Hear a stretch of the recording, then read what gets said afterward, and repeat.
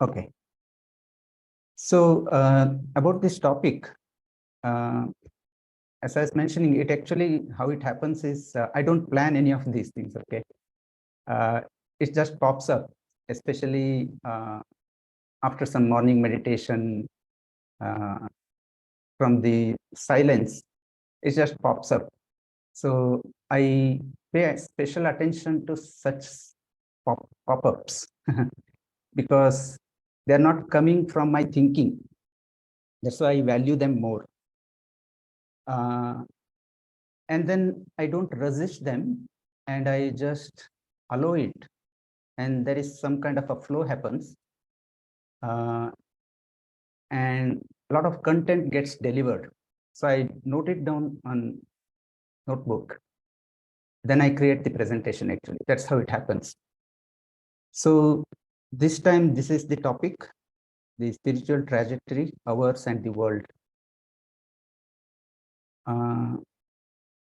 In this session, you don't have to believe whatever I'm saying actually, but you can observe the outside world and the inner world for yourself and draw your own inferences. But during this session, I would suggest you be as open and receptive. Uh, Even if resistance comes, you can just say, okay, maybe possible. Just be open like that, okay? To start with, my pranams to my gurus. Uh, Whatever I'm sharing is basically from those beings. There are many more. Some are known in the world, some are not known in the world. But it's basically all samarpane to them actually. And I would like to start with the world view first, then go to our trajectory, the planet's trajectory first. Here, I would like to share many of the insights from various enlightened masters. I think it makes a lot of sense to listen to them. I would say basically for two reasons. One is they have a much deeper insight and a higher perception about the existence than the uh, the normal people uh, on the planet. So whatever they are bringing us insight is much more profound than whatever experts in any field, say economy or environmental or scientists or even business leaders or political leaders, anybody can talk about the what will happen in the next few years. So whatever these people bring will be much more profound. It's because just like we have uh, in our own body, we know that we have this Sthula Sharira, Sukshma Sharira, and Karana Sharira.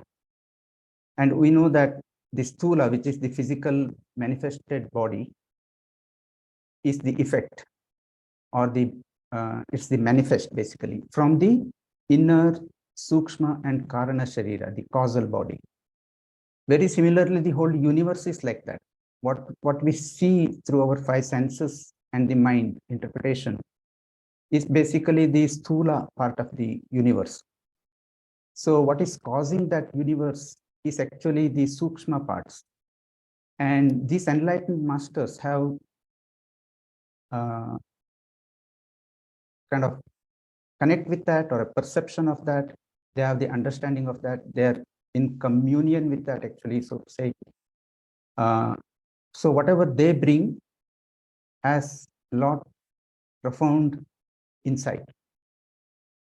So even now, modern scientists are now actually saying that the visible material part of the universe is just 2 to 3%. And rest of the things is some field. They don't know yet what is that. So whatever we rest of the experts on this planet say is only looking at this physical manifest. So it's better to listen to people who have much larger insight and higher perception. That's reason one. Second reason is these enlightened masters have absolutely no selfish motive, and they don't have absolutely no vested interest in whatever they are saying and doing. They do everything for the pure well-being of humanity and the world at large, actually. So it's a pure. So it makes sense to listen to them for these two reasons. So I would like to share some of these uh, enlightened beings, some of the insights. I have been very fortunate to come across many such people, uh, interact with them and associate with them in various ways.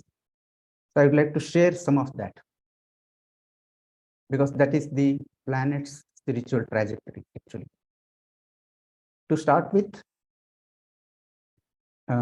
from Yukteswara Giri, he is Paramahamsa Yogananda's guru. Uh, Paramahamsa Yogananda, many of you might know, the famous book of autobiography of Yogi. So Yukteswara Giri is his guru, and he has written a book called Holy Science. It's about 90 pages, available online or even PDF. In the first chapter, he describes the whole kind of this solar system and its movement. Apparently, it comes from what's called Surya Siddhanta, which is, people don't know how ancient it is. So he has described with meticulous calculations of how this whole movement happens. The solar system, just like Earth is rotating around the sun, the whole solar system is rotating around another energy center. You can call it a star or whatever. And that orbit is also elliptical orbit. And when solar system is closest to that star, it receives most energy from that star. And that is called Satya Yuga.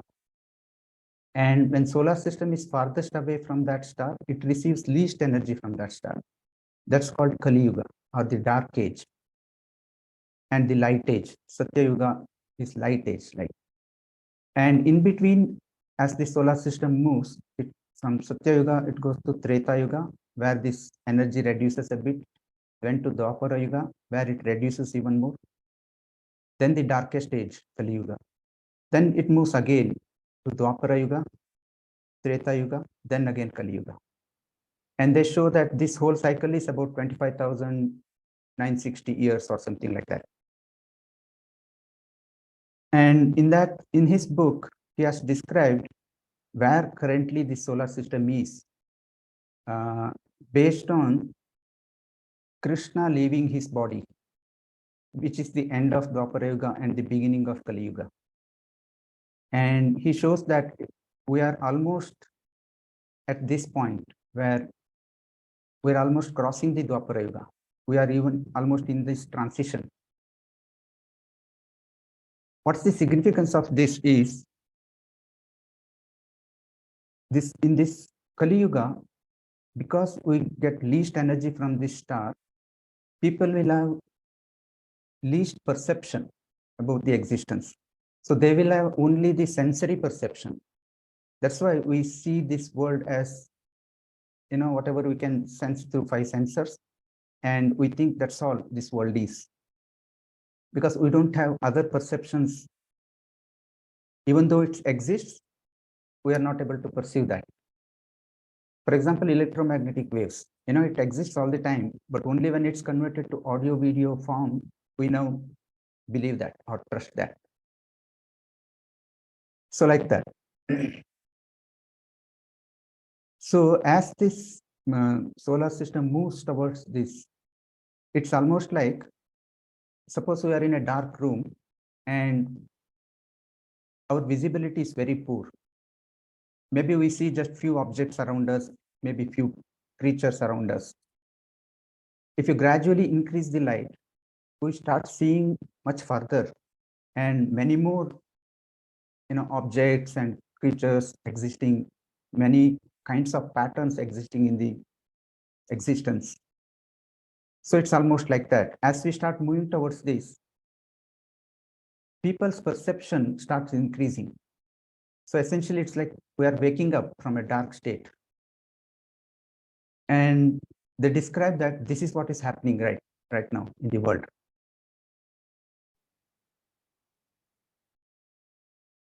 And during this session, you can ask me a question anytime for any clarification, but any discussion oriented session, we'll park it towards the end.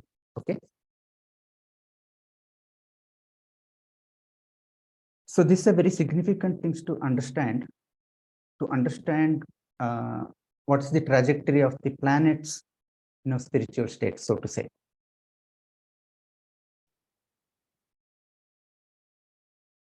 And Sadhguru has also described this. There is a video, I have given the link. I'll be sharing this presentation later. And similar thing he has described very wonderfully. Again, you can watch this in this video. So what else happens as we move towards this is that we have believed some things in this dark age, that this is all existence is. There's nothing more, or this is the truth. And as this light increases and we know that there is something more, then it actually collapses our belief systems. What we thought is not true. So it can happen even at subconscious levels. So people can go a little crazy because it shakes their fundamental belief systems.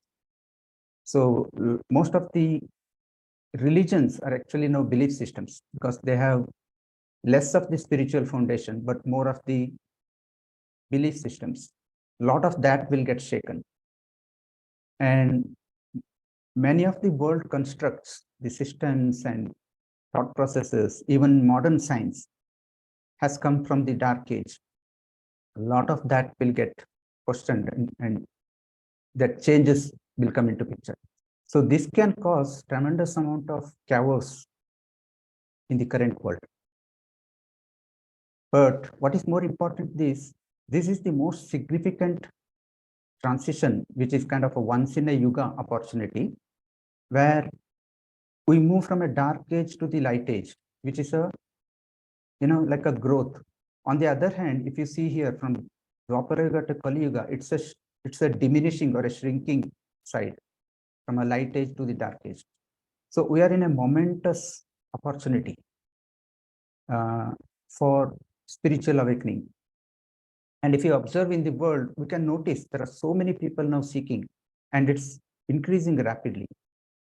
Just if you compare to few years back versus now, so many people getting into yoga, meditation, mindfulness, heartfulness, and so much talk in TVs and so many channels and YouTubes. You can see that it's actually so much is happening. But at the same time, at the outward, there will be chaos because the old system will fall off for the new system. So Sadhguru mentioned recently one of the comments. He said, I want you to come to your senses because next few years are going to be charged up times on this planet. So I want to share some of these different people's insights. Another one is that in the yogic sciences, they talk about this 12-year solar cycles. Even in modern astronomy, people know that now there is solar cycles, sunspots and solar flares. There is a cyclical nature of them around 11 to 13 years period. And we're going through these 12-year cycles.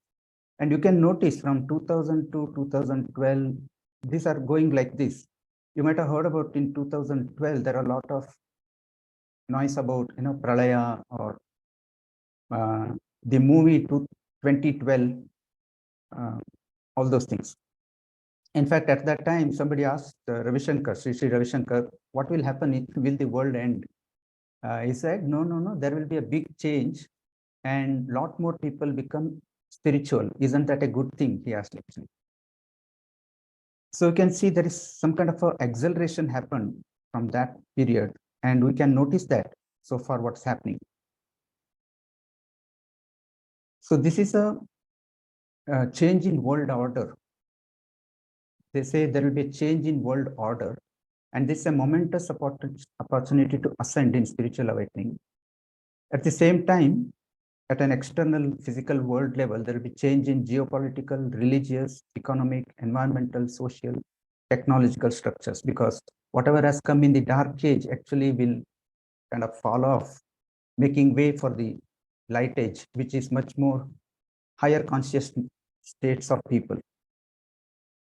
And this is what we are going through. And this is the steepest period in this cycle, or in this transition. And these two cycles is what actually Modi is calling Amrit Kal. You might have heard about this, right? The first budget of the Amrit Kal happened this week. And by the end of this, India will be celebrating the 100th independence year. Actually. In fact, this is a lot of good things happening, but externally we may see that it's a lot of chaos and turbulence and destruction, etc. Hey, Vishu. Yeah. X-axis is years. What is Y-axis there? Anything? You can say rise in consciousness. Sorry. Oh, okay. Yep. Or the increase in light as we move towards that star, as the solar system moves towards the star. It's that part. So I'll quickly share some of these enlightened masters, what they have been saying. My intention is that we don't have to spend too much time on this external dimension. More important is to look at what is our trajectory, our own trajectories, because that's more important, because that determines our quality of life, our experience of life. Ramchandraji, he is the founder of Sahaja Marg. Some of you might know him or heard about. And now it's called Heartfulness Meditation. He has written a book in 1956 called Reality at Dawn. Again, online things are available, even PDF is available. And the last chapter in that is called My Vision. And in that, he has described how the world looks like in his clairvoyant state. He says world order will change from materialistic to more spiritual based civilization. And he has written many things. Okay, it's about 5 pages on this chapter itself. He has written, I'm just sharing something about USSR. He said in 1956 itself that USSR will break into pieces and communism will die in its own homeland. That's one of the statements. And we can see something happened, right? And he has written Gulf Stream will lose its steam. Gulf Stream, which flows from equator to the polar region, the water current in the ocean, which carries heat from the equator to the polar region, because of which Europe and North America are warm actually. And he said that is slowing down, and eventually it will lead to intense coldness in Europe and North America. And he wrote it in 1956. And in 2006, if you remember, Al Gore, who was the vice president of US, he's a kind of an environmental champion. He produced a documentary called An Inconvenient Truth, with a lot of data, scientific evidences, so many things. He also showed the same thing, that Gulf Stream is losing steam. That's because as global warming is happening, polar ice are melting, and the temperature difference between the polar and the Gulf equator are reducing. When the temperature difference reduces, the water current reduces.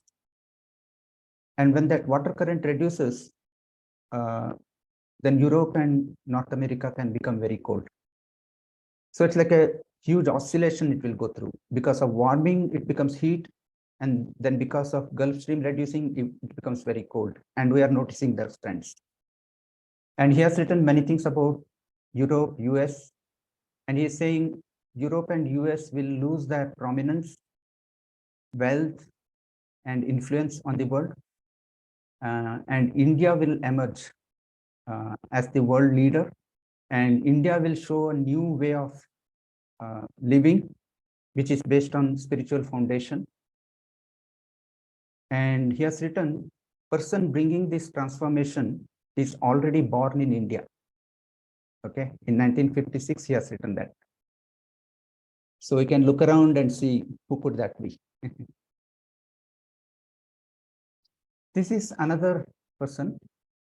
There is a place called Taponagara in off Hennur Road in Bangalore.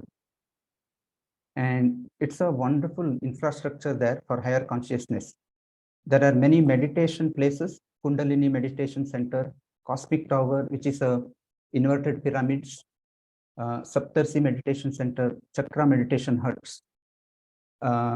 It's all very open. Anybody can go there and meditate. Nobody will come and ask for anything or trying to poke and guide or push or anything. It's just open from 10 o'clock to 5 o'clock. Anybody can go and make use of that. It's that kind of an infrastructure. And this person called Krishnananda, who created that, he left his body in 2012. I couldn't meet him in person.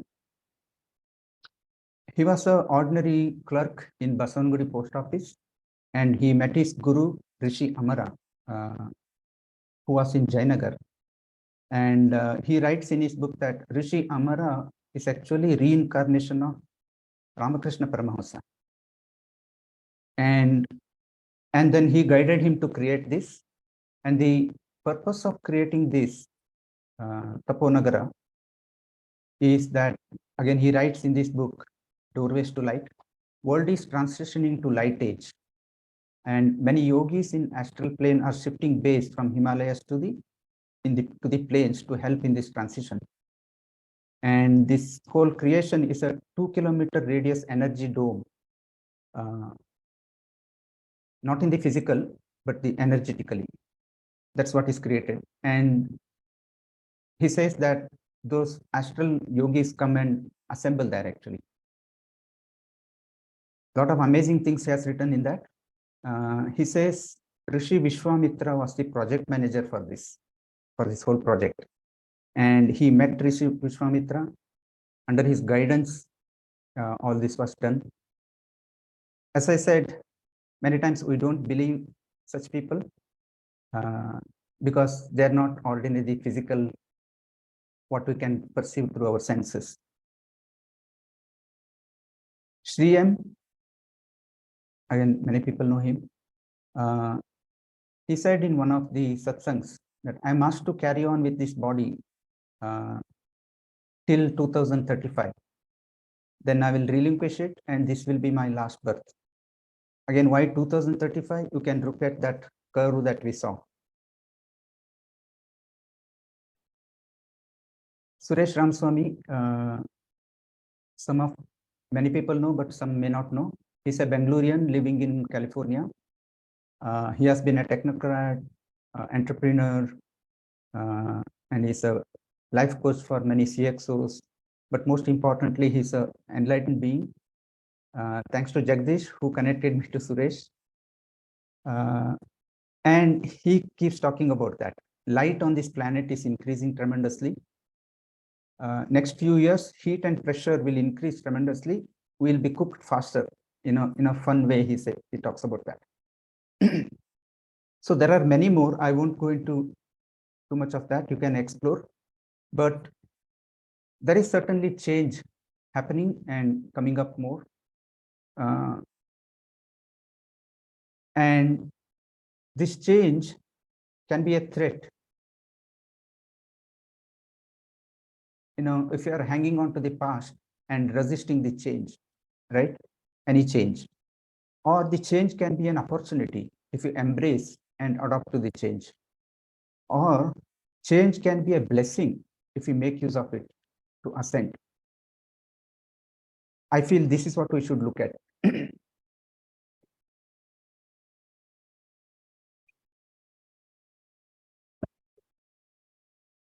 So what can we do? Because that's more important than what happens in the outside world. How can we make use of it, or what can we do with ourselves? So now I'll be shifting gear to the trajectory for ourselves. This is kind of a trajectory of the world. So before I shift, I'll pause for any questions.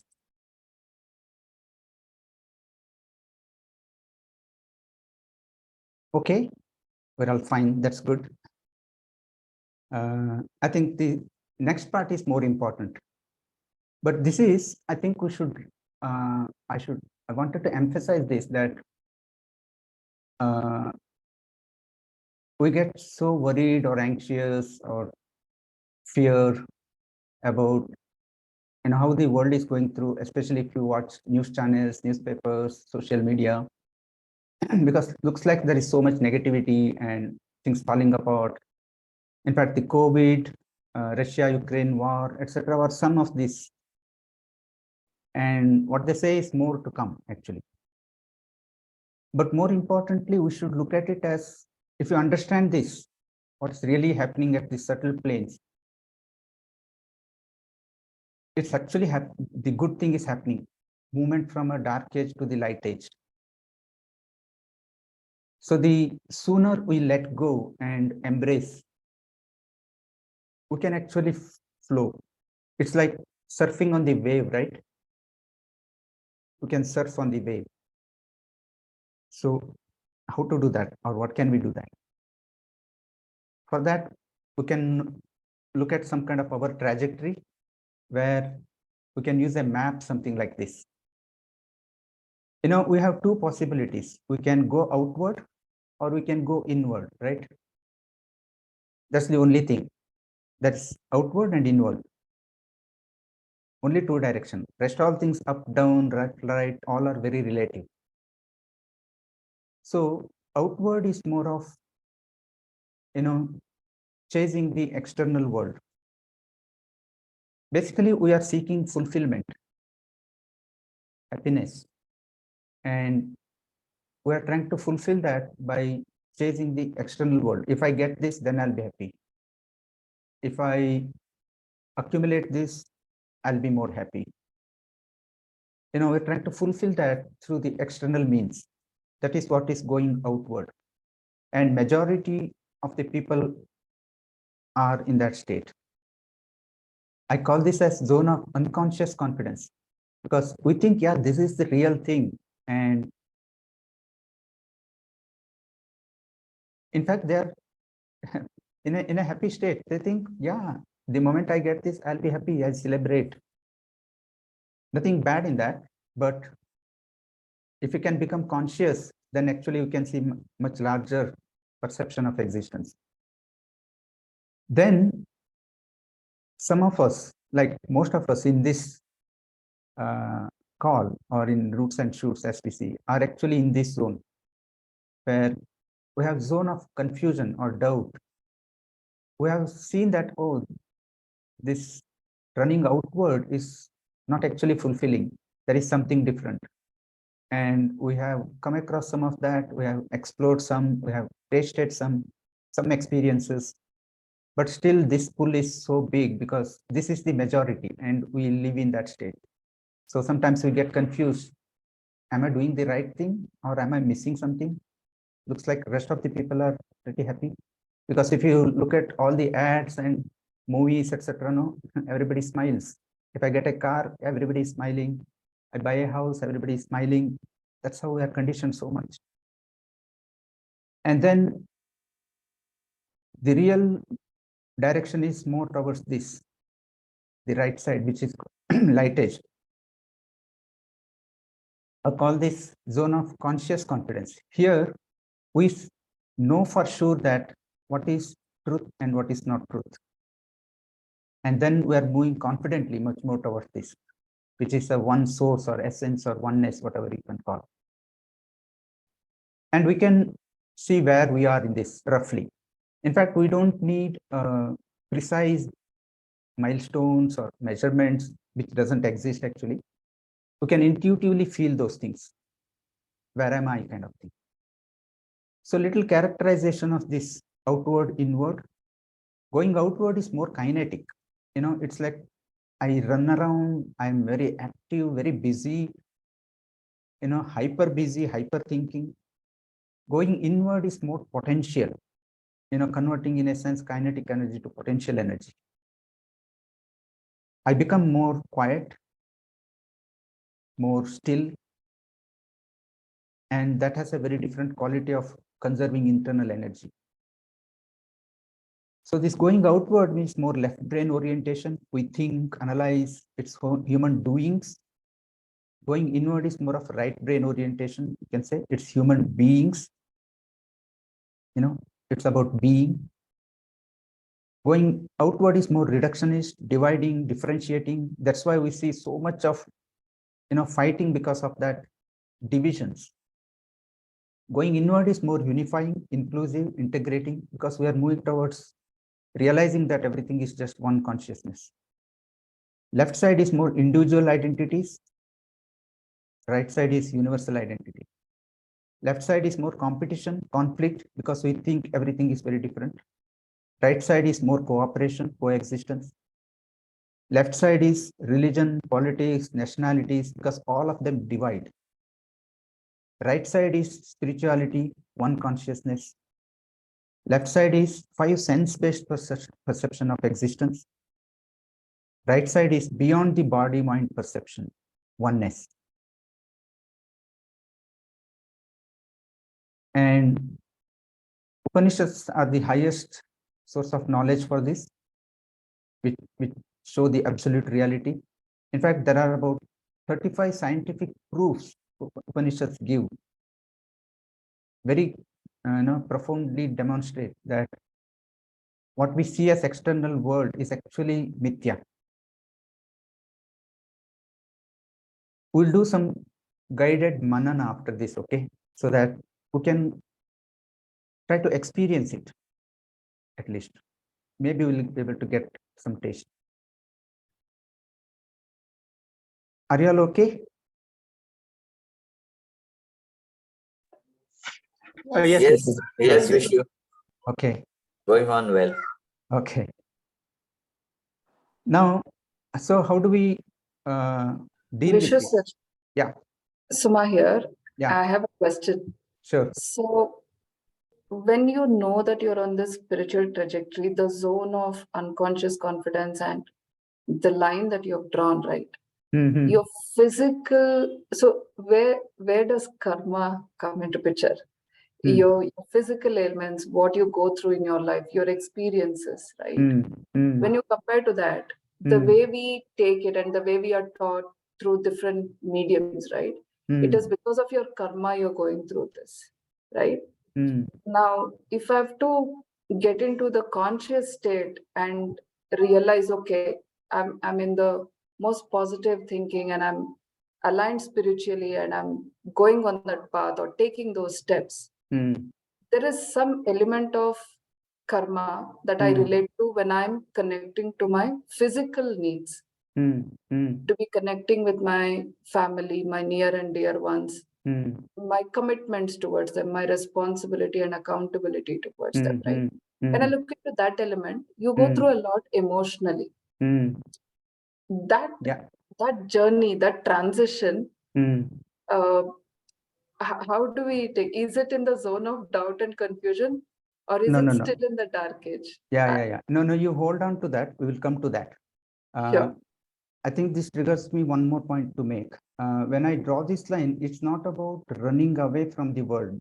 That means I physically don't go away. For example, I don't leave my job, my family, or it's none of that. It's actually internal state that we change.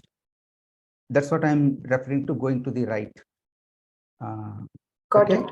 Yeah, Yeah, just hold sure. on to that. I'll come to that part. Sure, thank you. Yeah. Yeah, thanks for asking that question, because that triggered me to clarify this point. Otherwise, people may misconception that, oh, okay, this means I should leave all these things and go towards this right, means it's not a movement in space. That means I leave something and go somewhere else, or stop doing something outside, and you may do, but it's not necessary. We can continue with whatever we're doing outside, but internally we can change our way of looking at things, which is a very big shift. That's what I call as operating from the eye of the storm. You know, we know in a storm, the periphery is where the maximum turbulence is. And there is a central part, which is eye of the storm, where it's very still and it's quiet actually. It's not even noisy there. So it's about, if I'm in the periphery, I'll experience maximum turbulence.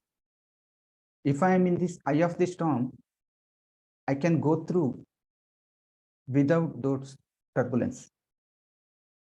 So can we operate in this turbulent world from being in the eye of the storm? So that's what actually we can insulate, or we can be a witness, not actually getting sucked into that. So So- Vishnu, is this what the Gita talks about, not being attached or detached to? Yes, yes, Okay, yes, got it. exactly. Okay. Absolutely. In fact, that's an extremely good, perfect example, right?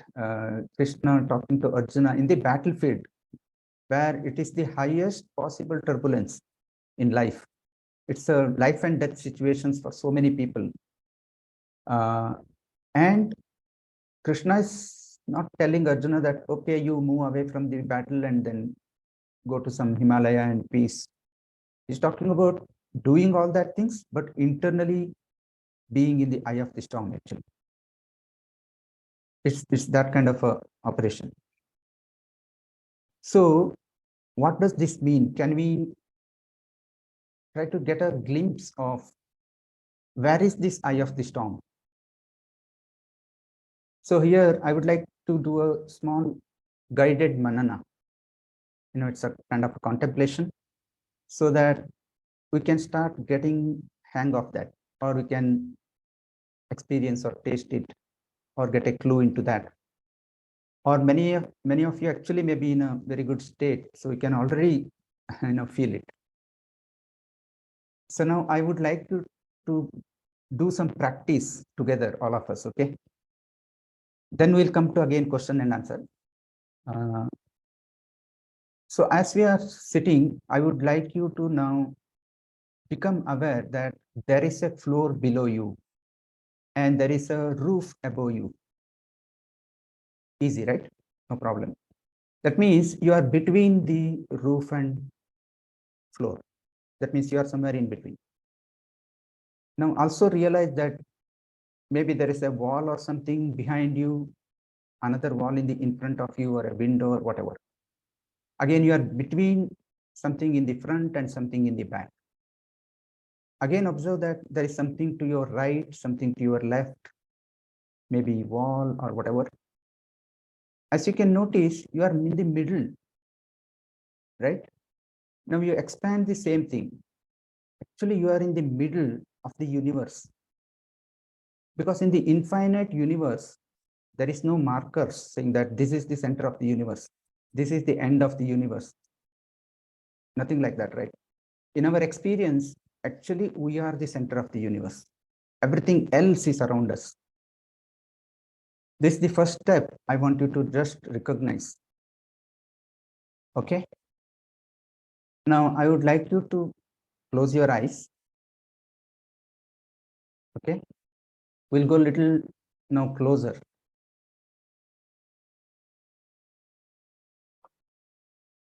Just sit relaxed. Maybe take a deep breath and exhale fully.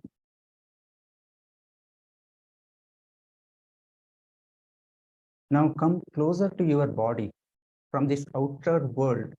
Now you come closer to your body. Now, can you observe that some part of your body you can say is below. For example, leg, you can say it's kind of below. And can you observe that some part of your body is kind of above, like head is above? That means you are somewhere in between, right? For example, if you are outside of your body, you would not have said, or you would have even said that, oh, head is actually below.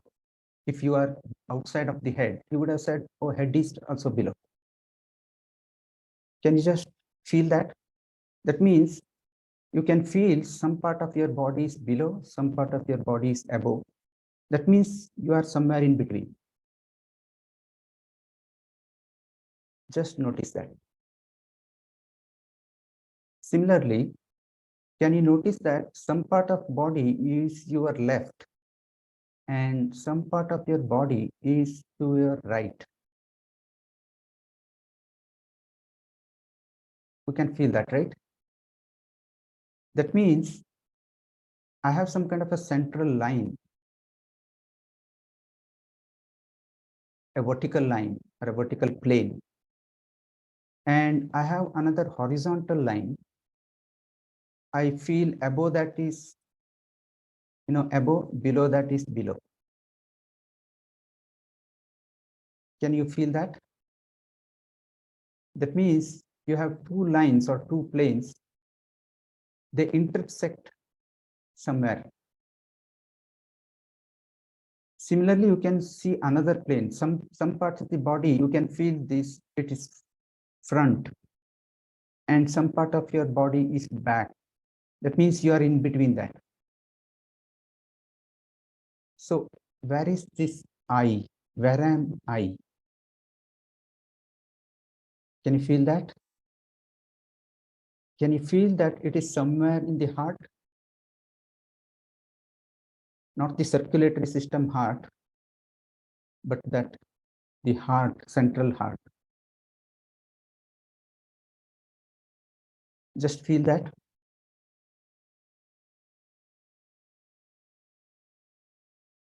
So can you feel that when I say, where am I?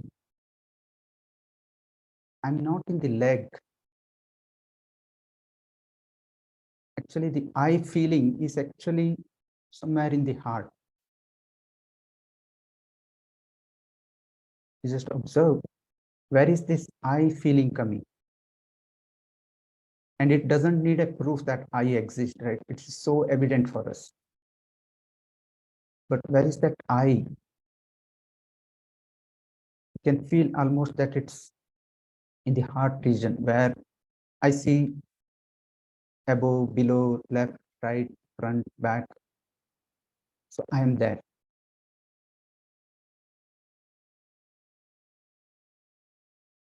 That's actually the eye of the storm. In fact, our body mind is also part of the world.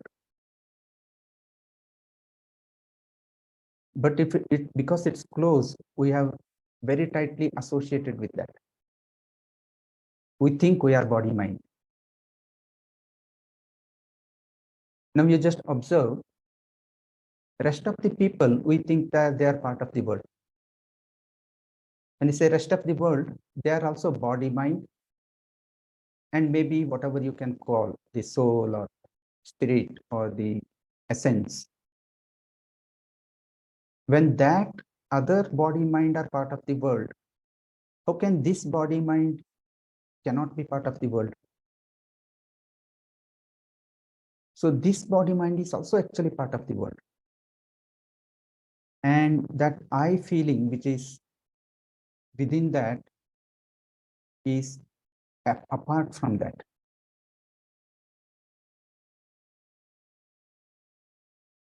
So if you can start feeling that, you can actually create little distance between this, what I feel as this body mind and what I feel as this real I.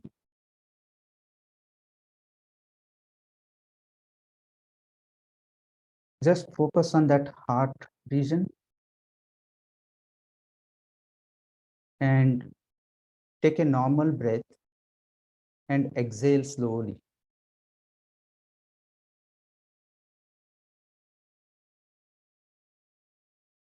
Take another normal breath and exhale slowly.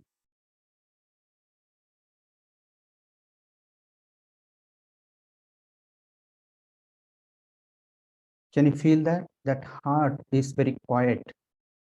It's actually stillness. There is a stillness. And you can feel some kind of a fullness.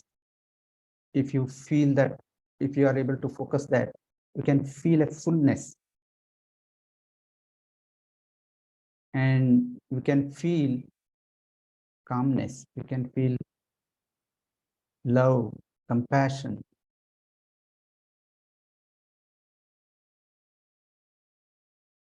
gratitude, all those qualities. So this is the eye of the storm. That is where the I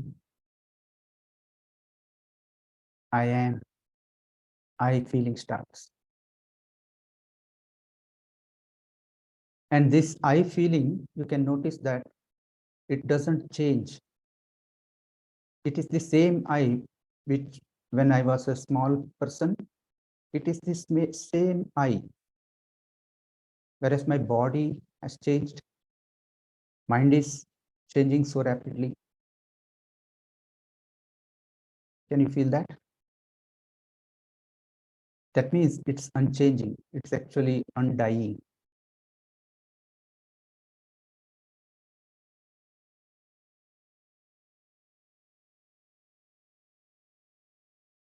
Now you can open your eyes. I would suggest you can do this manana, contemplation, at certain times and see how you feel. You may not got something today or might have got something today. You try it.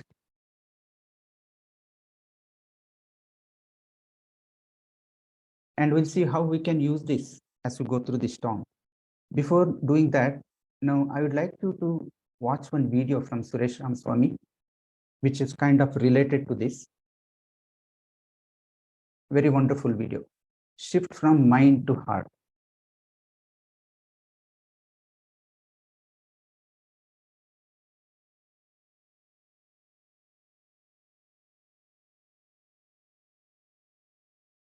Owning the house is a bad idea. You see, a lot of banks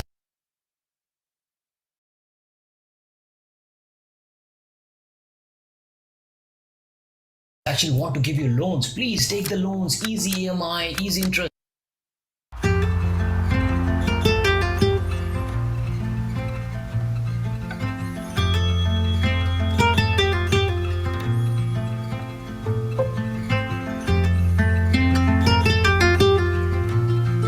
Any activity, while it's satisfying, it's also not fully completing us. It feels like there's still some piece which is incomplete.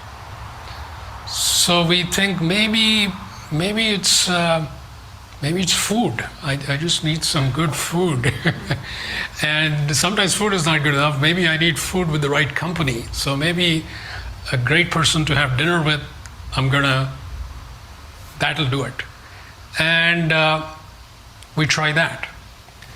And it feels good.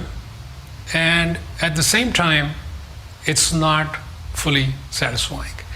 And this is nothing new, right? You and I have been through this hundreds, thousands, millions of times. And we've started kind of noticing it. And you might think it's very obvious, but if you look at the vast majority of people, it's not obvious, apparently. Because it's evident if you just observe a person and see what they do all day long, and see what they think all day long, and you see what they vibrate all day long. That tells you what's going on with them. And that, if you notice, what you see is that they are still betting on these things. They're still betting on, I'm going to save up enough money, I'm going to get that really cool car I've been dreaming about, and that will satisfy me. Or maybe if I'm lucky, I'll just meet this amazing person and that'll be so good. That's it. That'll do it. Etc., etc. Or this amazing vacation, or this amazing job. We are constantly betting on that. And the fact that we're betting on that reveals, doesn't matter what we say, it reveals where we're really at. Some of us might be focused on accomplishments. We might think, I'm climbing up the corporate ladder, and boy, if I couple more rungs up the ladder, I'll be, in the C-level executive suite, and I'm going to be doing good. If I'm lucky, maybe even an executive jet. So that'll be it.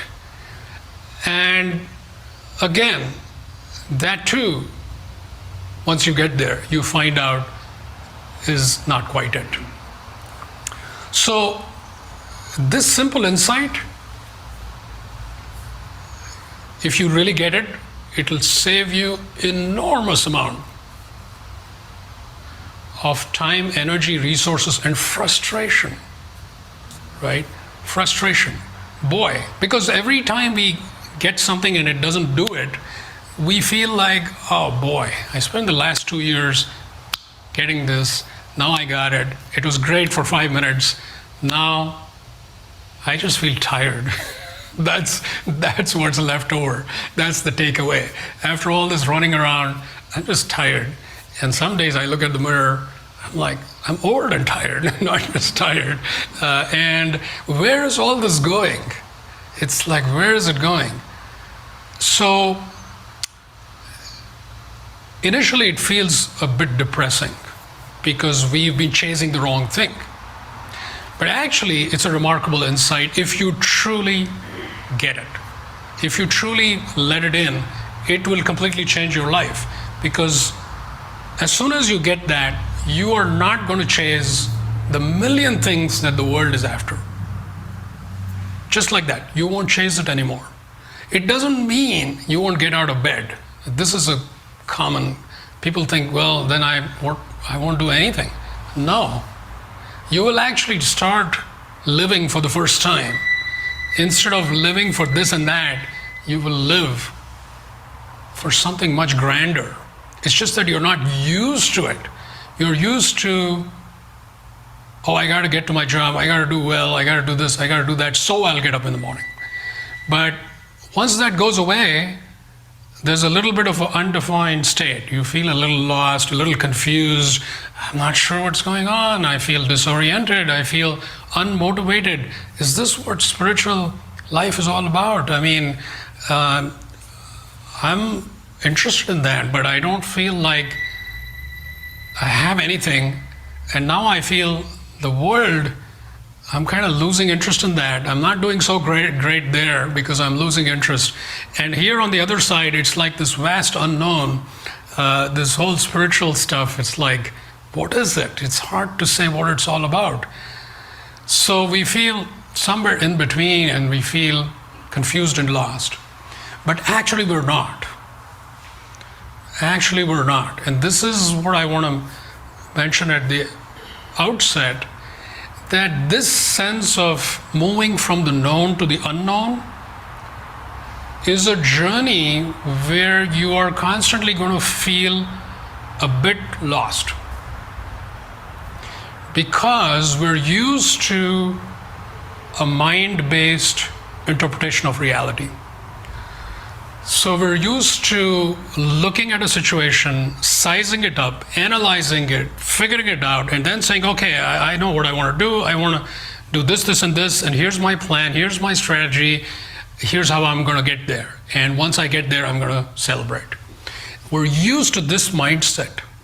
If you're given this uncharted territory, there's no map, no nothing, It's not even clear there's a destination, but you know somewhere out there, there is a destination.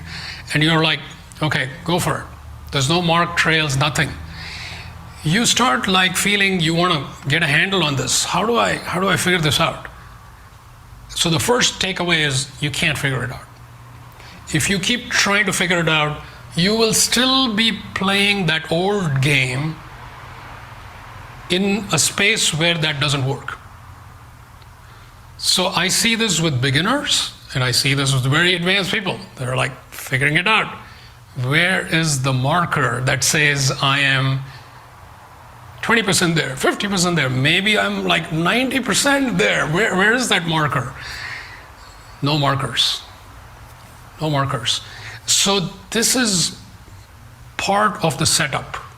So it's like the whole, it's part of the game when you start on the spiritual journey.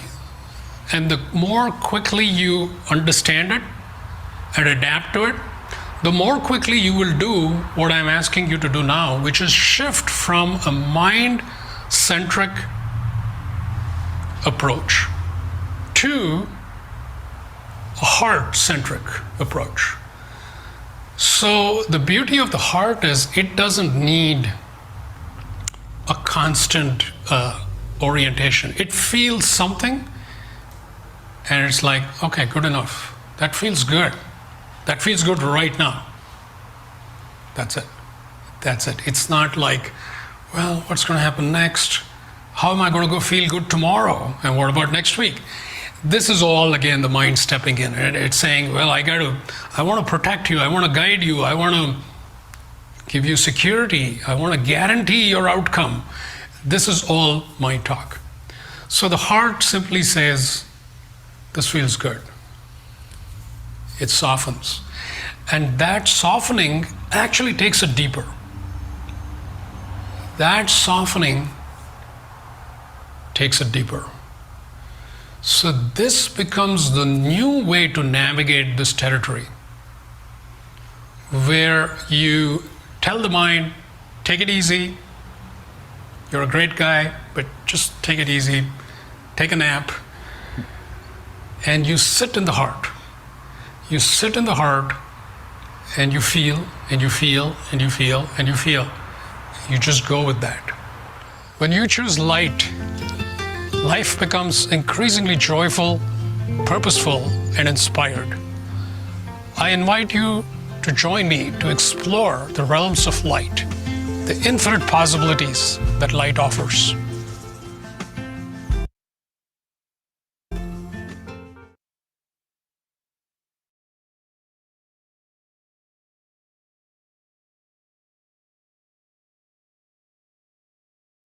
In the Grace of Yoga is a powerful yoga program with Sadhguru.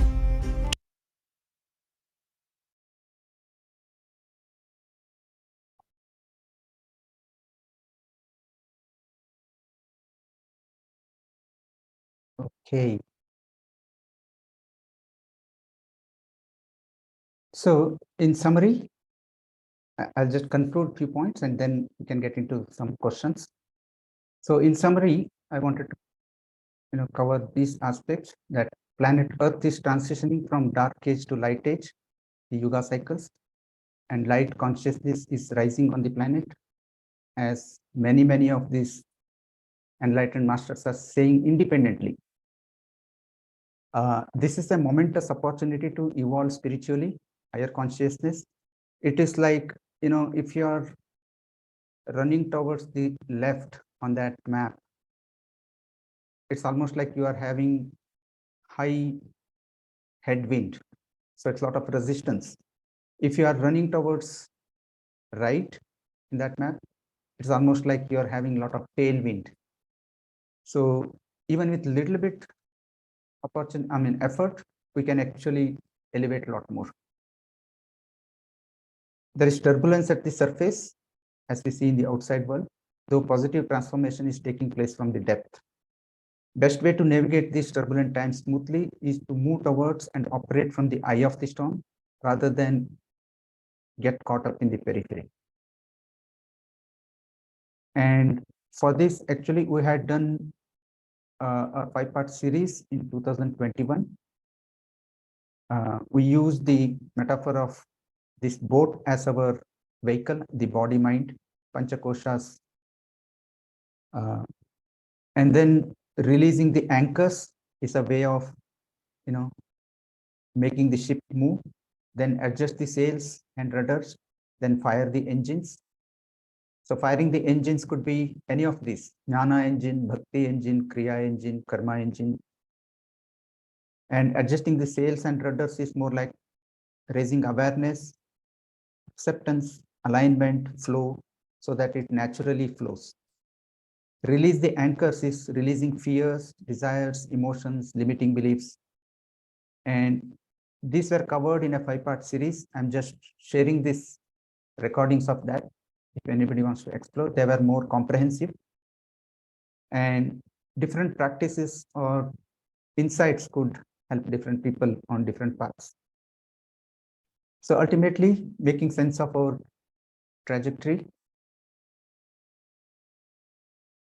Our current state or reality is more of it's a relative reality. I am this body-mind complex, and there is a vast world out there.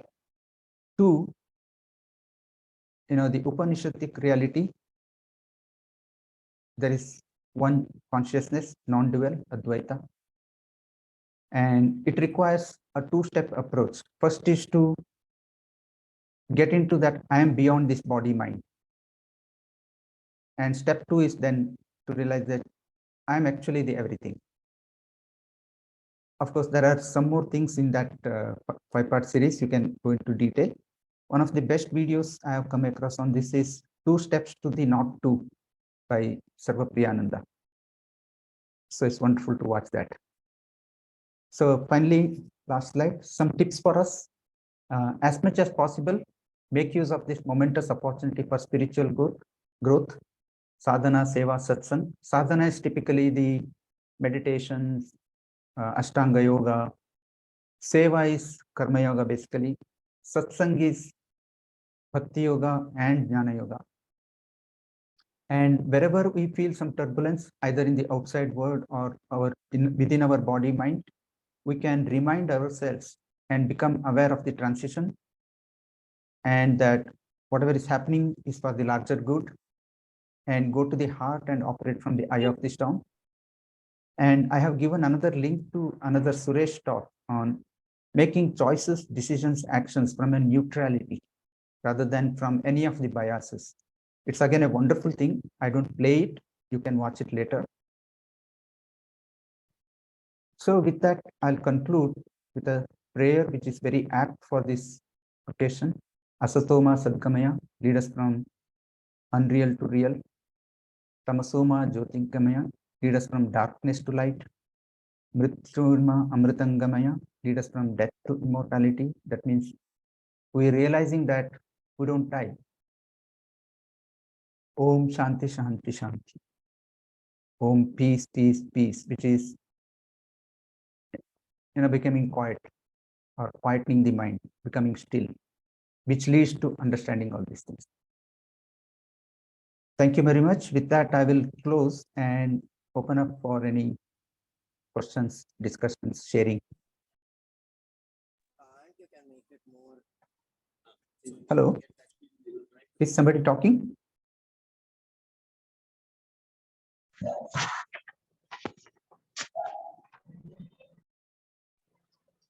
No, not really. But first of all, Prabhakar here. Yeah. I just want to thank you for the wonderful session. Mainly, what I like today is the body. When we look at somebody, we don't segregate. Top of the body, bottom of the body, left, right. But the moment you said analyze where the top of the body naturally face and head looks, we feel it is top, and bottom is stomach and below feels really bottom. That realization never occurred. That was really a simple one, but very profound, very nice. Yeah. In fact, if you just look at the symbolic things in religion, this is really a cross actually. The vertical line and the horizontal line, that's the cross. Correct. And the intersection is the heart.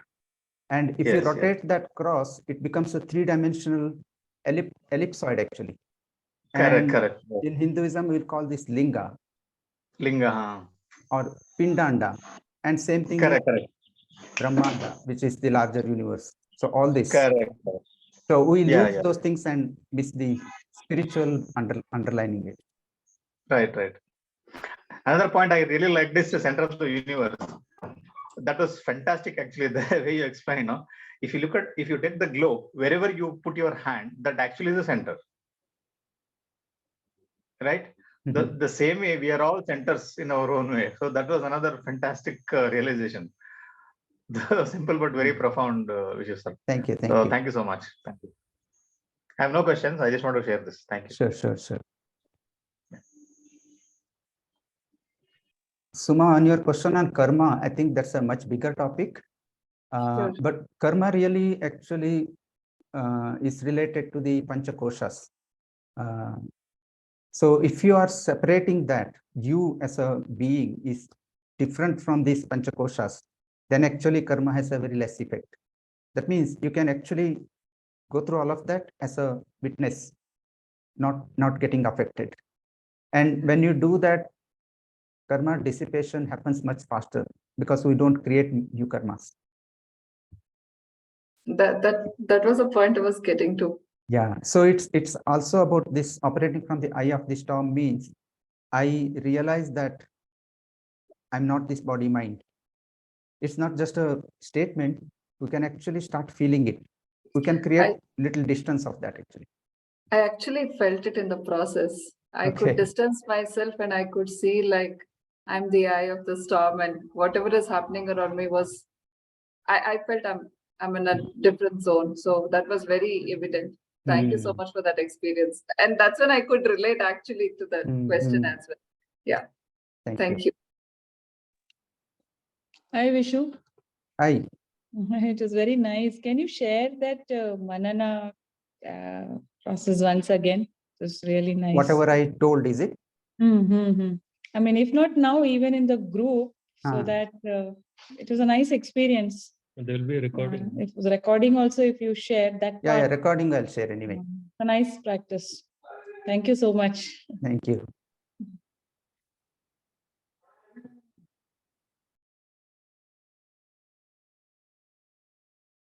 Any other question, comments, sharing? Hey, Vishu, Datta here. Hi, Datta. Hey, first of all, good session. I think a lot of ideas. I know, I was just trying to correlate all this, let's say at a world level, the projection of spirituality improving and all that, which I personally feel that.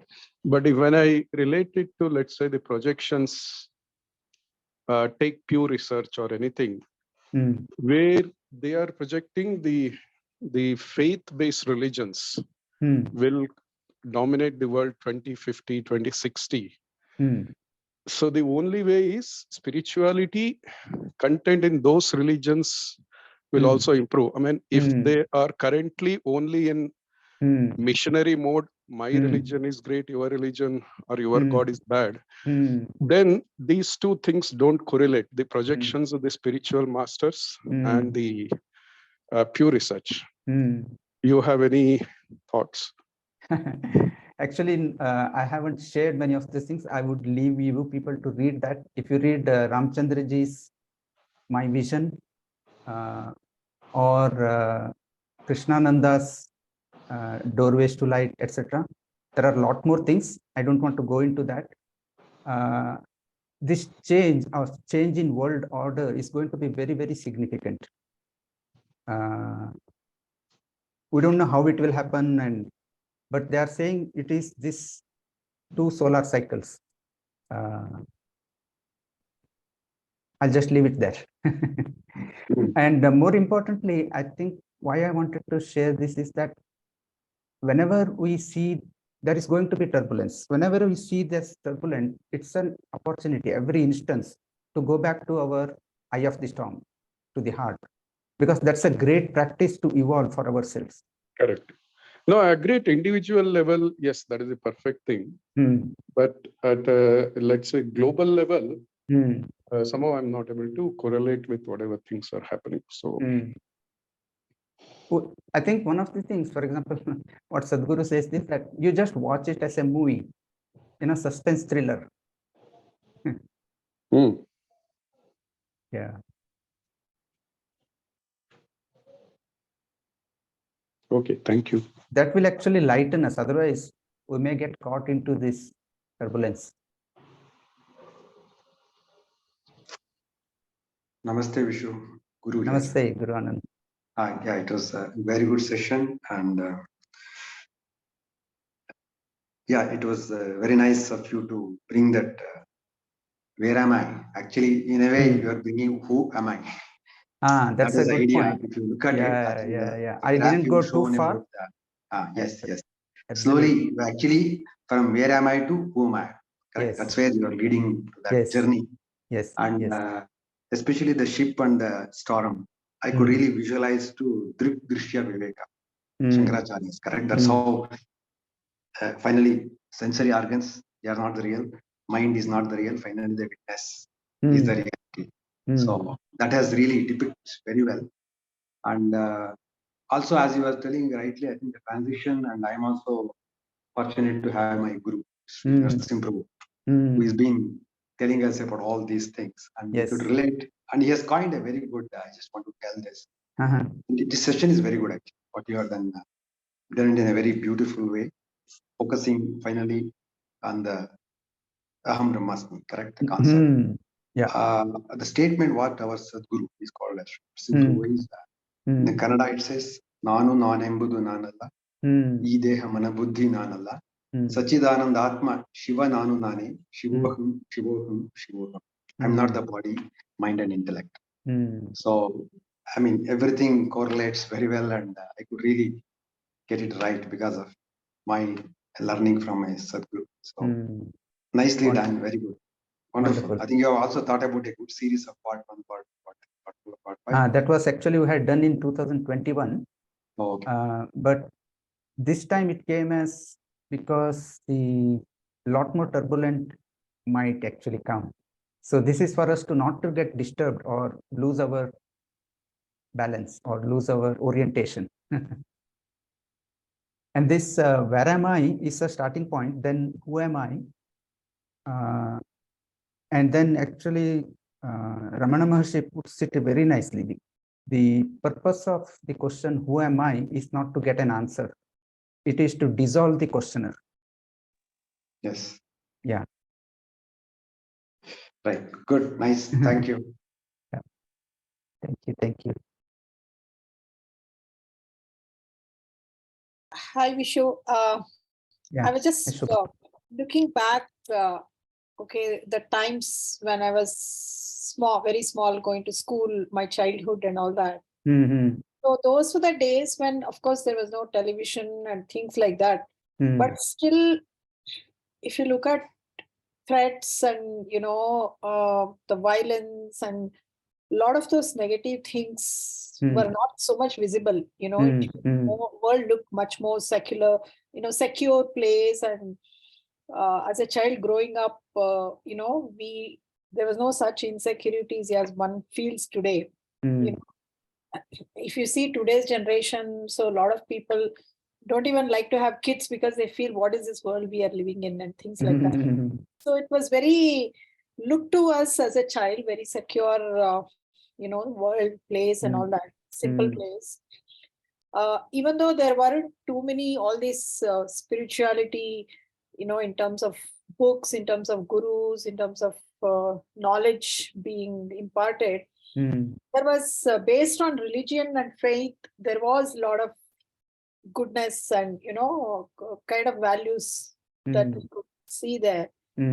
So I was just thinking, I look at that time and now if we see external world, whatever is happening.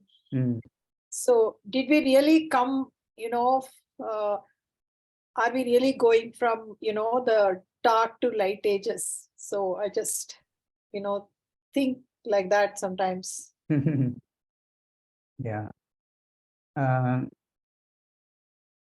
My take is that we can observe, analyze, etc. But I think we should just leave it and we should just watch it. As Suresh says, a lot of things are again mind-based, and we should just go to the heart.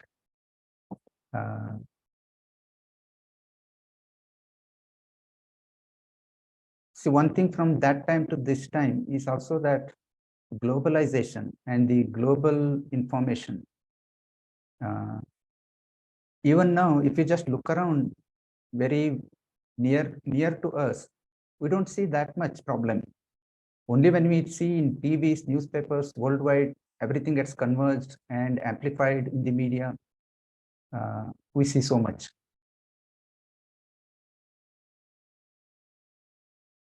So possibly even Second World War, we don't know what all happened and how much.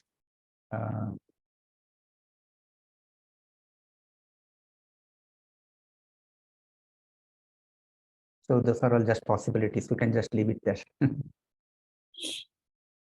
Yeah, I agree. Thank you. Okay, anybody else? I think I'll stop the recording first. Very